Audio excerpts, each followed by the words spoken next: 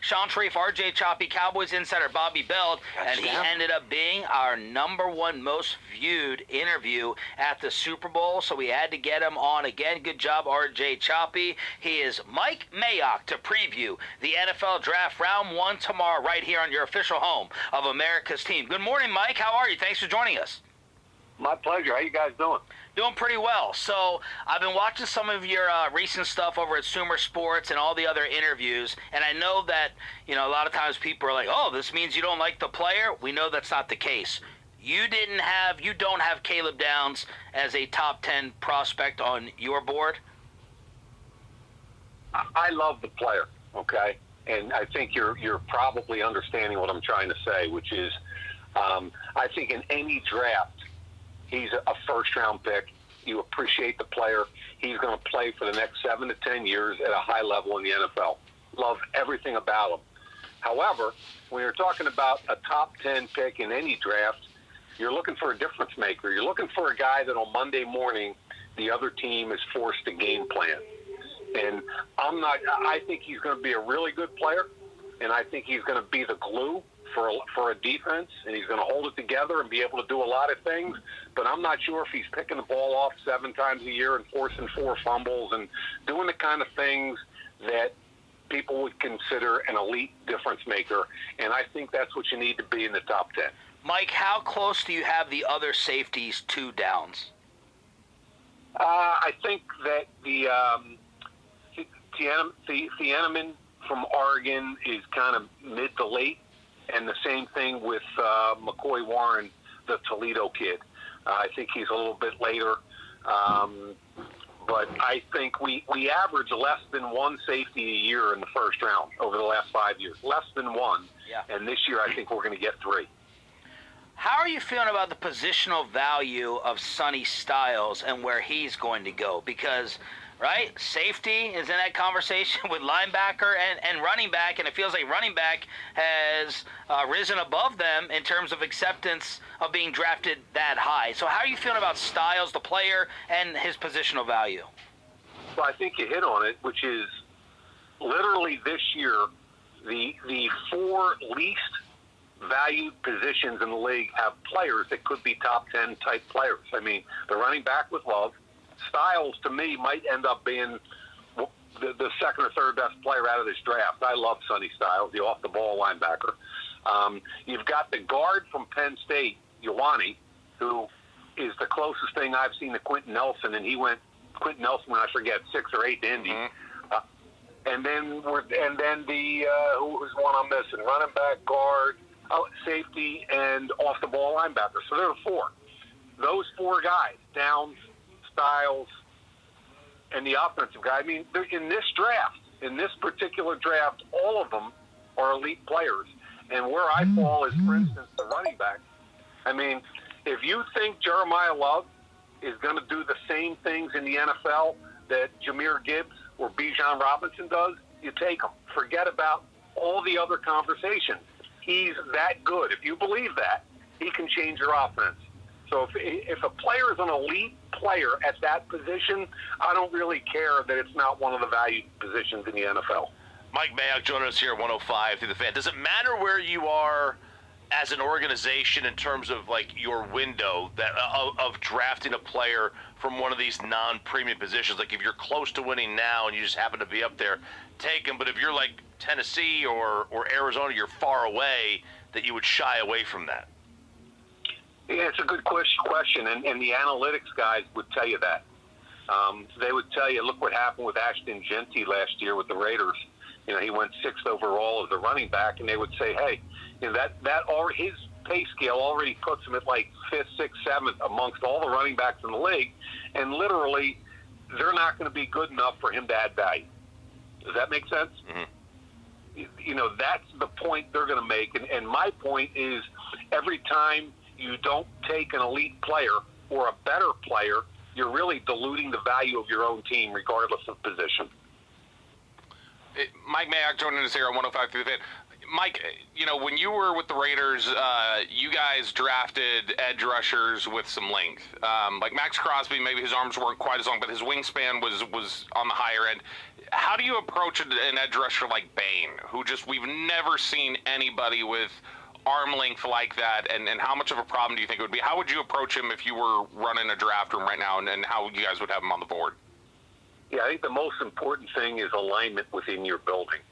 So you've got a guy that's that's an anomaly with his arms. Number one, I'd make sure our guys measured him, because there's usually a differential between Senior Bowl, Combine, Pro Days, and it used to drive me crazy that one arm length was 32 and a half and another was 31 and a quarter. So you really have to qualify it. That's point number one. Point number two is, once you buy into the fact that he has historically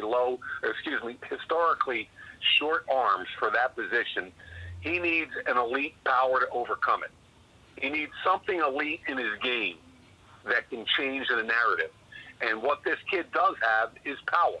He has to have an ability to get into an offensive tackle's chest, because if that tackle just keeps punching him wide, he's not going to get to a quarterback.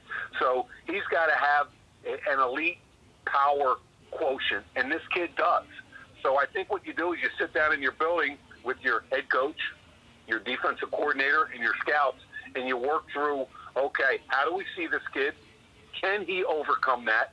Are there other players that have? How have they done it? And if so, what's our plan to develop him? Are we going to kick him inside in sub packages on third down, get him up against the shorter arm centers and guards? How are we going to play this kid? And I think it's important that the entire building is on the plan, and that day one, once he gets to camp, you're going to implement that plan. How do you end up approaching somebody like Arvell Reese, where you're looking at him and you go, linebacker tape is really good, but the skill set definitely looks like it could be an NFL edge rusher, but that is a projection since he wasn't asked to do that consistently at Ohio State. How do you view Reese? Do you view him as full-time NFL linebacker with some rush capability, or is that an edge rusher to you?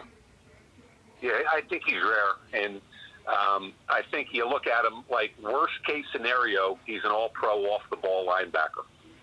And best-case scenario, because of what's happening with NFL defenses and sub-packages these days, he becomes a joker, meaning you can move him anywhere, and that's what Ohio State did. What was kind of crazy about this kid at Ohio State is within one game he would play three different positions. They had him at off-the-ball linebacker, and he was outstanding. They would play him at edge, defensive end, outside linebacker, and he was really good. And then on third down, he'd be anywhere from standing up over the center all the way out to past the defensive end, and they'd move him around, and he'd play all the game, twists, stunts, whatever. He knows how to do that. Now, what you have to do is, again, have a defined plan. Who is he? Is he Micah Parsons? Is he the kid that came out last year from Georgia, Jalen Walker? Jalen Walker was an off-the-ball linebacker that I thought had to be 100% on the line of scrimmage. And that's what Atlanta did. They drafted him in the first round. They put him as a defensive end, and that's who he's going to be. I think this kid Reese is a little bit different. He can play 34 outside linebacker, and I think what you're trying to do is you're trying to ultimately integrate him into being close to a full-time pass rusher like a Micah Parsons is now. Mike, when you're putting your final board together, what do you do with a player like Jermon McCoy, the corner from Tennessee, whose tape 2 years ago is outstanding, but then he doesn't play a year due to the injury, and then depending on your medical staff, might have to have another surgery on that knee? Yeah, we all saw what happened to Will Johnson last year from Michigan. I think he ended up going like 47 to Arizona. Yeah. And he was a very talented kid, very similar to McCoy. If the medical concerns, and this is where you lean on your doctors, but if your doctors say, look, I'm not even sure he's going to get through this year, let alone next year, it's a little different than if they say, I think he's good for one contract. Then you say, okay, are we good with getting a first-round pick for only one contract? And then we're going to deal with a corner with bulky knees. So you got to kind of lean on your medical, and if it's legit, and I think there's more smoke. I think there's more fire than smoke here. I think it might be legit. Then I think you're going to see this kid fall a lot like the Michigan kid did a year ago. Mike Mayock, draft analyst here on 105.3 The Fan. Obviously, corner is a very much discussed position for the Cowboys.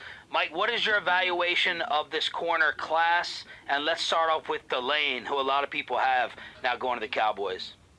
Yeah, I think he becomes even more valuable now if the medical concerns about McCoy are legit. Because teams are going to look at it like Dallas at 12 and 20 and go, wait a minute, a minute ago we thought we had two guys that either one of which would be acceptable to us. We thought we had two guys. Now there's only one. So I think Delane's going in the top 10. That's the first thing. And then you got to kind of look around and say, okay, where's Colton Hood going? Is he going to get pushed up a little bit? He's a legit first-round corner. Avion Terrell from Clemson, everybody publicly is kind of off him a little bit because he supposedly ran 4.6, and I kind of laughed because I watched the tape, and he can play. He can flat out play. He can run also. I've confirmed with some people around the league that they think he can run also. I think Terrell's going to go, and I think also the kid from South Carolina and the kid from San Diego. Yeah, Cisse, and then the kid I really like that I think is going to get into the 20s is a San Diego State kid. He can play press, he can play off, he tackles, he's got a great reputation as a young man. I think he's going to get pushed up a little bit also.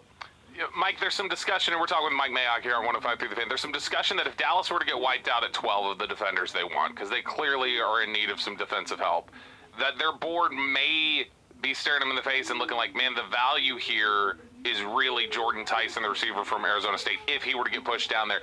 When you've got as many defensive needs as the Cowboys do, could you see a scenario where you could justify saying, hey, Tyson's just too good a value here, or there's some offensive player that's too good a value here to just reach on a defender at 12? Yeah, I think there's a couple different things filtering through this conversation. One is what do your medical people say about Tyson? There's growing concern around the league that players that have a, quote, volume of injuries, not just, okay, he went to his pro day, he showed out, he looked good, let's go. But if you've had a volume of injuries in college, you're more likely to continue that pattern, and therefore his risk-reward scenario is real. He's got the highest ceiling in the draft at wideout, yet I'm concerned about where the floor would be. That's point number one. However, philosophically, if your defensive board is already wiped out at 12, which I have a problem thinking that the whole board would be, but if it is, then you got to look at the offensive side, say who's the best player there. Is it, it might be Mekhi Lemon. It might be a tackle. You've got a tackle that, potentially you could kick inside the guard. And maybe that unit of 5 players is better this year. So I 100% believe that if your defensive board is decimated and there's more value in offense, you got to go there. In a hypothetical, let's say it does get wiped out, and I'm the Cowboys, I reach out to you about a player you know well in Max Crosby that you drafted in Vegas. What do you think is his future right now, health-wise, and should the Cowboys still consider making a move for him? I'm very partial to Max. I know him very, very well, and I stay in touch with him. And I think he's a special human being for a lot of reasons, not the least of which is overcoming the addiction that he had. But at the end of the day, Max Crosby makes any freaking team better when he walks into their locker room. Just walking in the locker room. He's one of those very few guys that is a come with me and we're going to get better kind of guy. Like, he's going to outwork people think they know how to work hard. Wait till Max gets there. And it's not like a big mouth screaming and yelling at people. It's just people are going to follow him in the right direction. And, as long as you're comfortable with his medical, which certainly the Raiders are, and you think you can get 3+ quality years out of Max, I would tell any team, I would be all in on Max Crosby. Mike, you have been in that room. They're changing it this year to 8 minutes on the clock. How much of an impact do you think that is going to have? And if you're a team like the Cowboys, rumored to be doing some moving, Does that hurt you a lot more than the way they've set it up? If you're really well prepared and you can make a decision and you've got the right people in the room with you and you've gone through a lot of the scenarios prior, I think it can help a well-prepared team. It's extra pressure on teams that have to make a quicker decision. And if you can move nimbly, quickly, and decisively, you might be able to make a couple of pretty good deals. And I would tell you that a lot of the GMs are making phone calls to each other right now, and they're kind of sharing, hey, I'd move down from 12 or 20, or I'd like to move up, or we're ready to move either direction. Call me if you need either way. Here's what I'm looking at from a value perspective for pick number 20. I think a lot of those conversations are going on around the league, which only help once you get close to being on the clock. Mike Mayock, Sumer Sports, to follow even more of his fantastic coverage. Thank you so much for joining us again, and enjoy the draft. Hey, thanks for having me on, fellas. Have a great day. There he is, Mike Mayock, former NFL Network, former Raiders GM, right here on Sean and RJ. Let's line up calls for Walton. I will be at the Addison location, basically Beltline and the Toll, I think, Arapahoe, something like that. Chief, where are you going to be? I'll be in Grapevine. Grapevine. Lucius, where are you going to be? Club Pluckers in Arlington at the Highlands. Club Pluckers in Arlington at the Highlands. And, of course, Broadus and Wolchuk will be up there at the Star doing the official draft show along with the guys from DallasCowboys.com. But we'd love to have you join us. We'll listen along, watch along at the Pluckers while we enjoyed fried Oreos and monster-size cold beers. We got a John Machota 7-round mock draft to look at here, boys. Football's finest coming up at the top of the hour. And Machota has the Cowboys going up to number 6 overall here in round 1 in that trade with Cleveland for 6 and 39. Brian, you opened the show today saying you didn't think that was going to happen. I don't think so. Do you think the Cowboys don't want to or Cleveland doesn't want to? I think Dallas would like to read and see what happens in front of them, but I think they're more comfortable standing there at 12 and 20 and making a pick. I think they want to pick 2 players there, and whatever players available at that spot, they're okay with it. Do you think they would disagree with maybe our idea that moving down from 20 to 39 isn't that big of a drop? I think they want to just pick the player there. I think they honestly have somebody in mind there at 20. Yeah. Where we're kind of like a little bit chaotic and thinking like, well, they could go be aggressive, go get your guy. Yeah, I think they have somebody in mind they would like to take at 20. I think they're okay with that. Sonny Styles, a fairly polarizing player, I think for some people, but I think publicly, ever since the combine happened, he has just been skyrocketing up. And, you know, people look at Sonny Styles as maybe a can't-miss linebacker, as a superstar linebacker. I don't know what kind of a floor and a ceiling you guys would anticipate, but Machota links to Dane Brugler in The Athletic, his quick write-up, the freaky height and the weight and the speed and all that, processes quickly, delivers pop at contact as a downhill player, rarely misses tackles. Though he plays with terrific reaction quickness, the next step in his development is to improve his anticipation, especially in coverage, so he can make more plays on the football.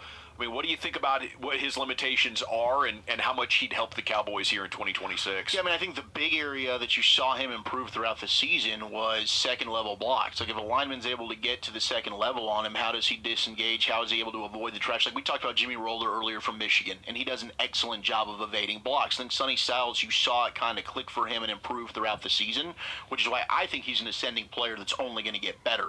It's interesting, you know, it's the coverage, because I think the coverage is some of the strengths in his game. Maybe he's worked on more, like the downhill run defense. I think as a blitzer, there's a lot of untapped potential there. He had 6 sacks 2 years ago. Ohio State didn't use him as much in that regard this past year, but I think a lot of it is just really being able to read and diagnose where the run play's going and then being able to avoid the trash and navigate blocks. But I think I'm betting on this guy. I think he's got all the physical traits. He's got the IQ to be able to do it. I think I put him at 8 overall, or maybe 7 overall in my stack in the top 100. Dane's got him at 4. Okay, so yeah, I mean, Sonny Styles is definitely a player I would love to have. I think he clearly is the best linebacker in the draft. Yeah, but you're talking about a situation potentially too, and just know this going in. I mean, there's a lot of things to really like and love about this player. He's played linebacker for 2 years. That's the thing. I mean, if you're gonna put him in a situation, and man, we were talking about Donovan Ezraku last year, and I was sitting there going, the learning curve, not as steep, all these things. Just know that this guy has played linebacker for 2 years. You know, he was a converted safety. The measurables, the testing, everything about it. You know, I think there's some legitimate questions about the football, some of the things that happened to him on the field when it comes to, I think you can move him. I think you can misdirect him. I think his eyes sometimes fail him, but maybe that's because he hasn't played the position for a long time. Yeah. Just know when you draft him, there might be some learning curve issues that you're going to have to deal with. And if you're totally comfortable with that, then by all means, go for it. But I will say this isn't one of these guys that's played 4 years at Ohio State at a position, and every year we've seen him grow and grow and grow. You know, like, we'll know, like Smith, the wide receiver from Ohio State, we saw him his first year, second year, third. We see that growth as a player, and he's played the position. Where Styles is different is the fact that he's only done this for 2 years. The upside, all those things could be huge. Just know that if you get him and he doesn't look instinctive and he doesn't look aware, that might be him trying to learn the position. If you could take two players and combine them, do you think we'd have the perfect linebacker ever if we had Sonny Styles physically with C.J. Allen's history of starting from day one and being like a thoroughbred IQ linebacker guy? If you could just morph those two guys together, we could talk about the perfect linebacker. If you gave me the awareness of Rodriguez from Texas Tech. Yeah. Okay, yeah, there you go. Sorry, Wolchuk, I discredited your guy. Okay, it's all right. If you give me the awareness, I mean, if you give me somebody that has played the position and has seen blocking schemes, I think some of the things that he struggled with early in the campaign was because he hadn't seen a lot of it. For sure. He hadn't seen. And it's fair to say that by the final game to the first game, he got better? Yeah, 100%. Yeah, that's good. But all of a sudden you see down blocks and you're playing the down block and all of a sudden, oh, wait, they're pulling somebody or they're trapping me or they're sending, we're giving jet sweep, orbit motions, things like that. You know, these are things he's seeing. And it's going to take a little time. Do you think with the way offenses play now, is it more mentally taxing to play linebacker in this day and age than what it was maybe in the early 2000s or like in the 90s, or really just the route time in football? Just with all the eye candy and the movement, you see linemen misdirection. Usually it was like when you see a lineman pull to the left, that's where the ball's going. Yeah. Now it's like not 100% of the time. It used to just be like you have a key. Yeah. And it's going to take you to the ball. And now it feels like, holy crap, bro. There's 9 different things that can happen on this play. Like being a linebacker today, just from my vantage point, gosh, it feels like it's way more of they're trying to confuse you. See, like the Swessinger, the kid that came out of UCLA last year, and the reason why I think he had success is you watch him at UCLA, and Zach, please chime in. Undersized guy, but played with tremendous instinct and awareness. Yeah, he did. Like absolutely. He was like, okay, I'm reading blocks. Boom, knife it. Oh, the ball's going outside. I got to beat it to the outside. One step ahead. Yeah, sometimes when you're undersized or you're small, you have to have the superpower of mental capacity of, okay, this is what they're trying to do to me.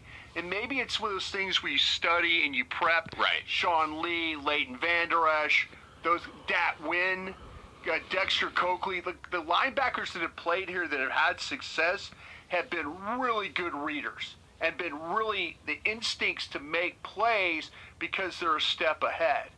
This is where I think Styles is just a little bit lacking, is he doesn't have that kind of experience yet, and he will. He'll get it. The more he plays, the better he'll play. Which it was the beauty of watching his tape. That's what I loved, is from week 1 against Texas to in the Big Ten championship game against the team that won the Natty in Indiana. Yeah, that was his best performance. Yeah, and I think experience is incredible, and you can't buy it and you can't train for it, but it doesn't always fix the issue. Like the ability to anticipate what the other team is about to do and understanding the spatial awareness of it. Some guys can play basketball their entire lives and never be a point guard, but the kid that at 5 years old was your point guard was born to do it. You know, and in basketball, it's a lot more clear the differences in the skill set. But I think that ability to anticipate and track everybody else on your team and the other team and see how they're opening and closing space at the same time is natural. You can watch the film and give yourself a shot, but it's what happens in that 1/10 of a second. When the pieces on the chessboard shift, how quickly do your eyes tell your feet, I got to go there? And, you know, for guys that don't show it in college, it's tricky to believe that they're going to get there. His lack of experience for the position is just something you got to be aware of. Yeah. It could very well be, though, could be in a situation, though, where I think he's going to get better. Don't get me wrong. I do wonder. I just don't know how plug and play he is right now. Yeah. That's the only thing. I think that he might look terrible the first 5 weeks of the season. I mean, look terrible of like, oh, he got confused. Oh, he missed a tackle. Oh, he was a step late. And then week 6, all of a sudden the thing starts to click. All right, we got to run. We got football's finest coming up next, Chief. Where's it going? What does Will McClay's history tell us about potential Cowboys? 12 and 20. Give us your initial feel. Give us your initial Brad Sham thumbs up list on the prospects that we've been talking so much about. Yeah, you know, it seems like there's 5 that we know of, 5 or 6, and I'm looking at the defensive side that everybody gets excited about.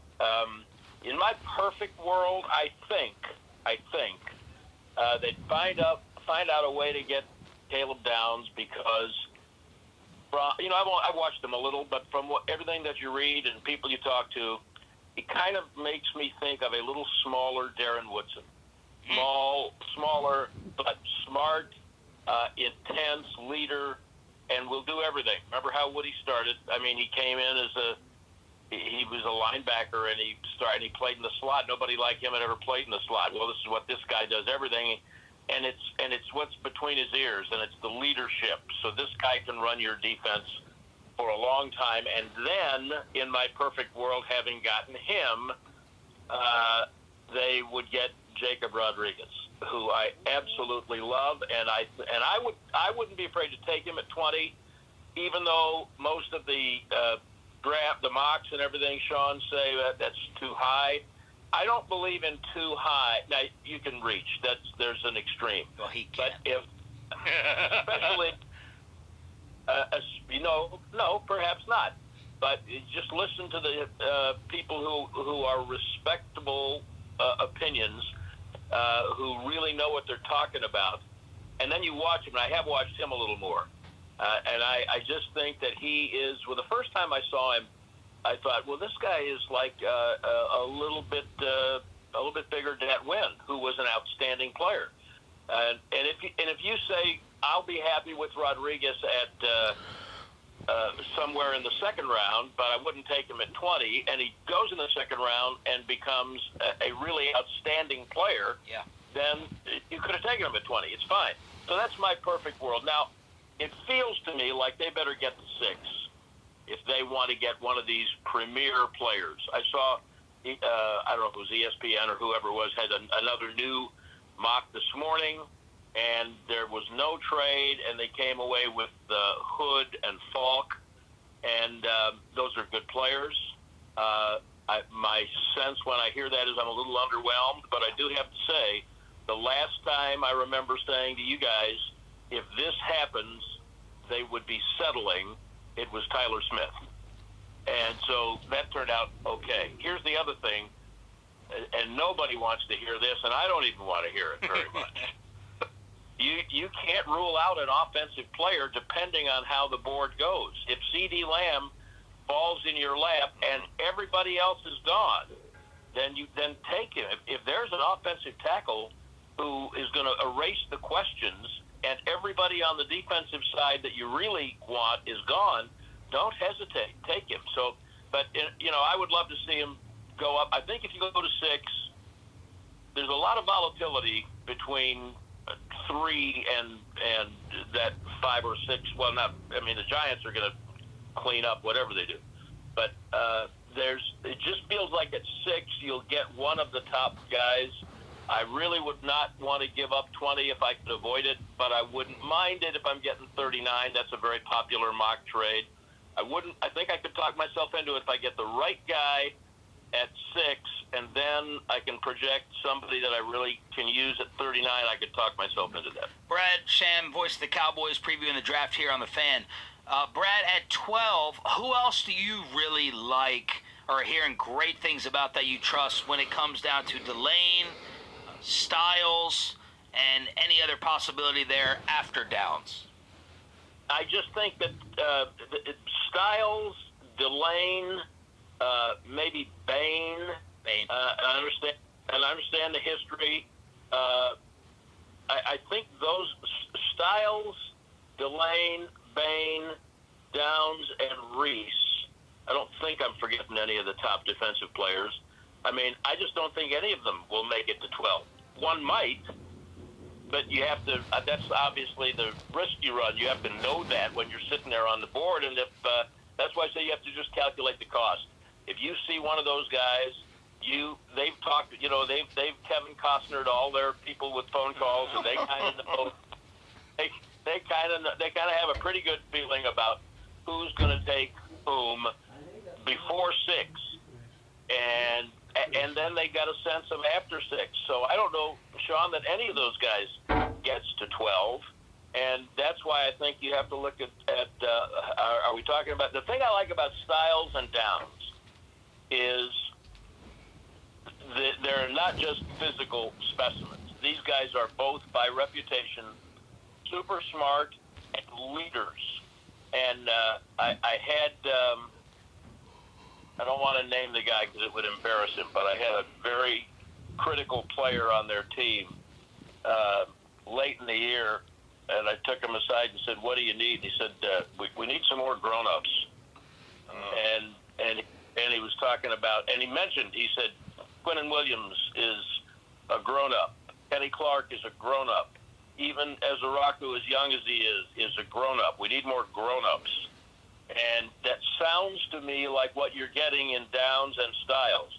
The thing about Styles, if you just close your eyes and think about dominating linebackers that they've even just had here, I mean, we saw what Sean Lee did when he was healthy. We see what Overshown means when he is healthy. And if you close your eyes, you can't predict health, but if you close your eyes and look at what Styles has been, you can see that. You can see a guy that just kind of takes over the defense and puts fear in the other side. So those 5 guys, I think, separate themselves. And after that, there will be good players, but they're going to be second-round players because there just aren't that many top first-round players. And if you've got the capital to go get one without it costing too much, I'm too conservative sometimes, I admit it, on some of these things, but without it costing too much, I'd go ahead and do it. Brad, how much of an impact or an influence, I guess, over their decision-making do you think Christian Parker's going to have? Not just his scheme and them trying to fit to it, but specifically his voice saying, hey, I want this guy, and making himself an authority in that draft room. Yeah, Bobby, it feels like a lot, and I hope that's the case, because look, I love Rod Marinelli. He's a great human being. He doesn't apologize to anybody for his career, and he's why T.J. Watt's not here. And so they have a history of giving coaches on one side of the ball or the other a lot of authority. And what they have invested kind of emotionally, not just financially, but emotionally in Parker and the way that they've let him put the staff together, I think they looked at and you've said this, you've written it. They've looked at the offensive staff. They look what Clayton Adams did with a lot of guys who people had never heard of. Some had never coached in the NFL. Look at the staff they put together and what it produced. I think they see that in Parker and the people that he's hired. And so I think the answer to your question is a lot.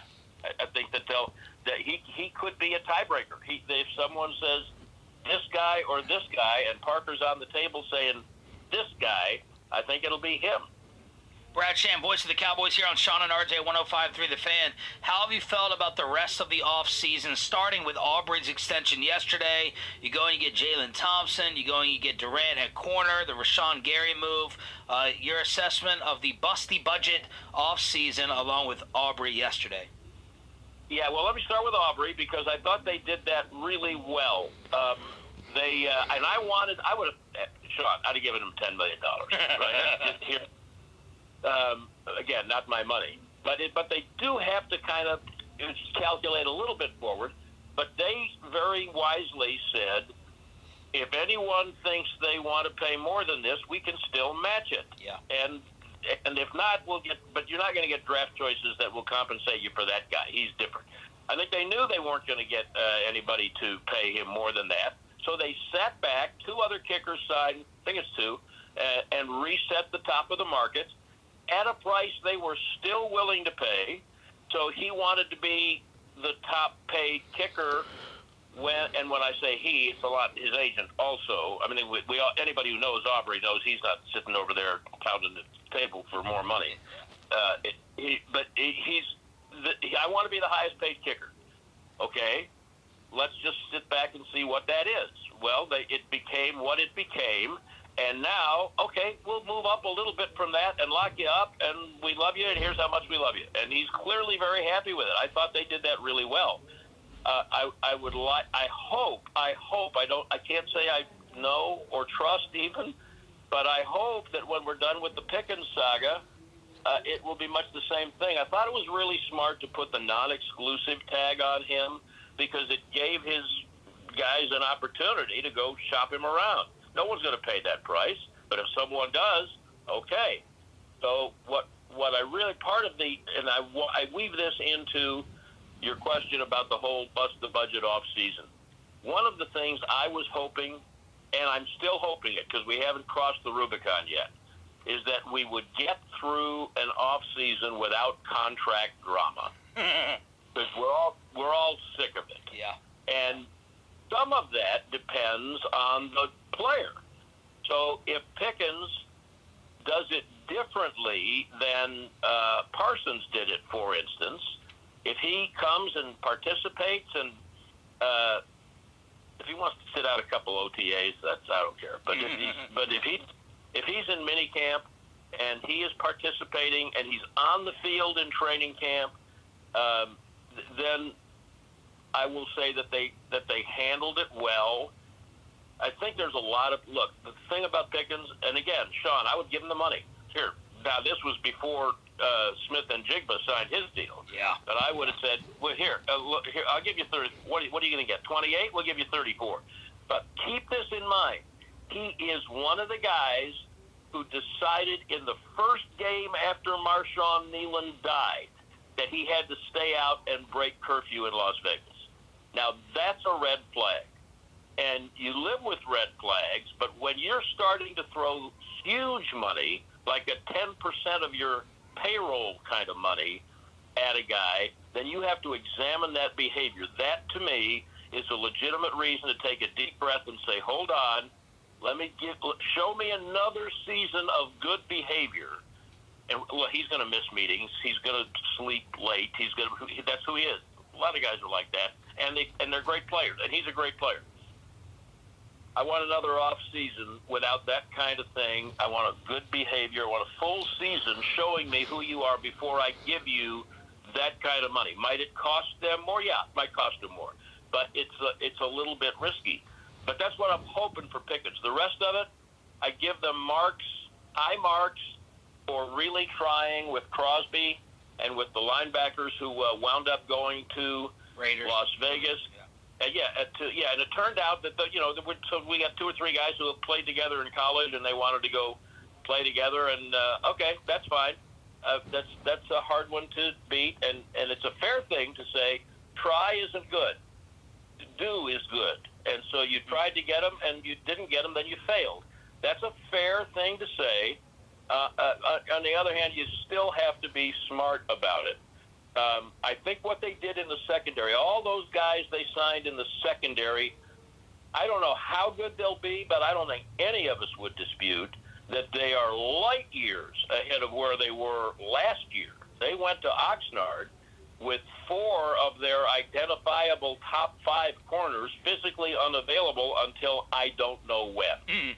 and that was a disaster. And we knew that was going to be a disaster. And so they have addressed that part of it. And would you like 2 more pass rushers? Absolutely. And that's why I wouldn't be afraid to take a chance on Bain, despite his short arms and the accident and all of that. I think he's a difference maker from what I've seen, what my eyes have seen. Now, there can be some other guys who will pop up. And by the way, parenthetically, I really dislike the term edge rusher because what you want is a defensive end. You got to stop the run. You got to hold the edge on the run also. So if all the guy can do is pass rush, there can be a spot for him, and he's James Houston. And then he can play on special teams, but he's not going to play 35 snaps a game and be a guy who week in and week out is going to make a difference at the end of the game. So would you like some more of that? Yep, sure would. And there might be some guys on Friday and Saturday who jump up. Don't forget, Prescott's a 4th-round pick. Witten's a 3rd-round pick. There's guys who are undrafted free agents. We because it's the nature of the beast, we focus on the 1st round. But clearly they need more at linebacker, and probably at least 1 more, maybe 2 defensive ends for them to get to be where they'd really like to be. Are they better than they were a year ago? Yeah, I think they're better. I think they're better. Are they better enough? The only thing that gives me a little pause is we presume that the offense will be what it was. And a lot can happen. Give me tackles. Give me Pickens in the right frame of mind. Everything's got to go right for the offense to be as good as it was last year. If it is, the defensive improvement, I would say, might, let's see what happens this weekend, might be enough to boost them up a little bit more to where they would say, yeah, they could make the playoffs, might win a game. To win 2 or 3 games, I still think there's some work to do. Absolutely fantastic. Thank you so much for the preview. Enjoy the show. Thanks, boys. Voice of the Cowboys, Brad Sham. Can RJ Consider an elite difference maker, and I think that's what you need to be in the top 10. Mike, how close do you have the other safeties to Downs? I think that the Thieneman from Oregon is kind of mid to late, and the same thing with McCoy Warren, the Toledo kid. I think he's a little bit later. But I think we average less than 1 safety a year in the 1st round over the last 5 years. Less than 1. Yeah. And this year I think we're going to get 3. How are you feeling about the positional value of Sonny Styles and where he's going to go? Because, right, safety is in that conversation with linebacker and running back, and it feels like running back has risen above them in terms of acceptance of being drafted that high. So how are you feeling about Styles, the player, and his positional value? Well, I think you hit on it, which is literally this year, the 4 least valued positions in the league have players that could be top 10 type players. I mean, the running back with Love. Styles, to me, might end up being the 2nd or 3rd best player out of this draft. I love Sonny Styles, the off-the-ball linebacker. You've got the guard from Penn State, Ioane, who is the closest thing I've seen to Quentin Nelson, and Quentin Nelson, I forget, 6 or 8 to Indy. And then the who's one I'm missing? Running back, guard, safety, and off-the-ball linebacker. So there are 4. Those 4 guys, Downs, Styles, and the offensive guy. I mean, in this particular draft, all of them are elite players. And where I fall is, for instance, the running back. I mean, if you think Jeremiah Love is going to do the same things in the NFL that Jahmyr Gibbs or Bijan Robinson does, you take him. Forget about all the other conversations. He's that good. If you believe that, he can change your offense. So if a player is an elite player at that position, I don't really care that it's not one of the valued positions in the NFL. Mike Mayock joining us here at 105 through the Fan. Does it matter where you are as an organization in terms of like your window that of drafting a player from one of these non-premium positions? Like if you're close to winning now and you just happen to be up there, take him. But if you're like Tennessee or Arizona, you're far away, that you would shy away from that. Yeah, it's a good question, and the analytics guys would tell you that. They would tell you, look what happened with Ashton Genty last year with the Raiders. You know, he went 6th overall as a running back, and they would say, hey, you know, his pay scale already puts him at like 5th, 6th, 7th amongst all the running backs in the league, and literally they're not going to be good enough for him to add value.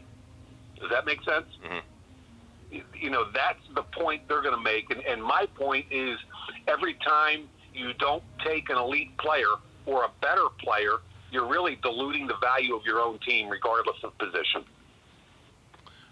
Mike Mayock joining us here on 105 through the Fan. Mike, you know, when you were with the Raiders, you guys drafted edge rushers with some length. Like Max Crosby, maybe his arms weren't quite as long, but his wingspan was on the higher end. How do you approach an edge rusher like Bain, who we've never seen anybody with arm length like that, and how much of a problem do you think it would be? How would you approach him if you were running a draft room right now, and how you guys would have him on the board? Yeah, I think the most important thing is alignment within your building. So you've got a guy that's an anomaly with his arms. Number one, I'd make